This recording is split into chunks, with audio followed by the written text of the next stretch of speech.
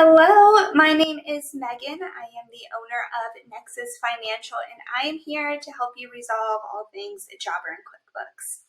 Today's scenario, we are going to address what happens when you already have a payment tied to an invoice in QuickBooks.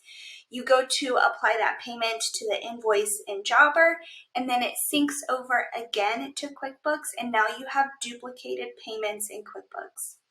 If this is you, that means your undeposited funds is pretty high. You're going to have all of these bank deposits from Jobber into your bank deposit screen. But if you were to go to these invoices that it's applied to, you'll see that they already have a payment linked. So I'm going to teach you how to resolve that. We're going to address this top one. So what I'm going to do is just copy and paste this invoice number into the search screen, and we are looking for a payment of 678 cents. So I want to get it out of the bank deposit screen because I already know that it's going to be on an invoice. Let's go see.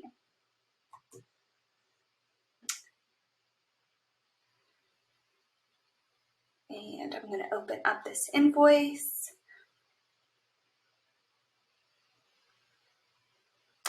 If QuickBooks wants to work. All right, so here's our invoice. The total is that same amount, 678. There has been this blue hyperlink one payment made, which I already matched in QuickBooks back in September. Let's open up that blue hyperlink.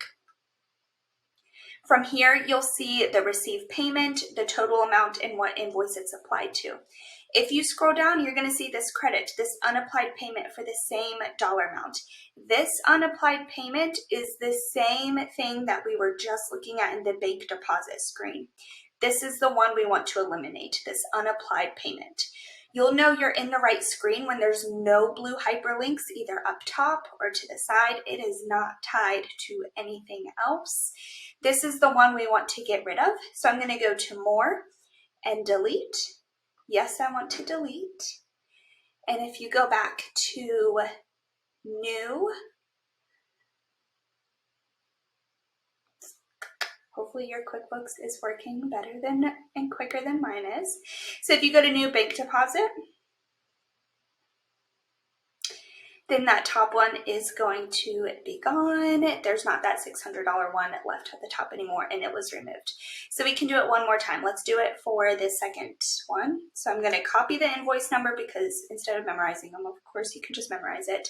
I'm looking for 1639.61. I'm going to go back to the search function and find this invoice.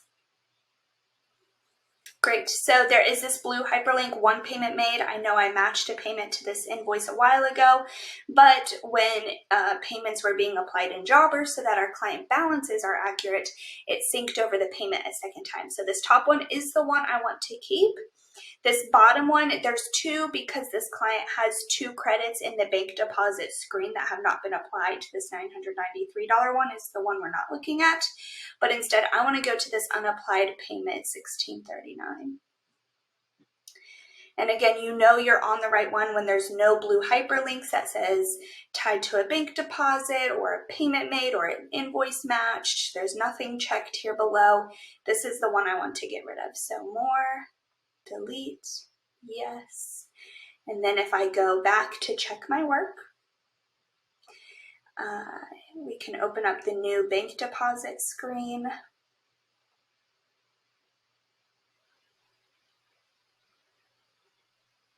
And we'll see that that top one is gone, that $1,000 one is gone. Great job.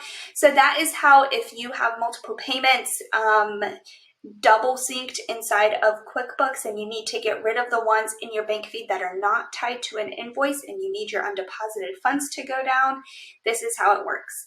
Does this always fix undeposited funds? No, not at all. This is a very unique, specific situation that only if you matched an invoice to a payment in QuickBooks first, and then you put the payment into Jobber, and then Jobber synced it over a second time. That is how we do it.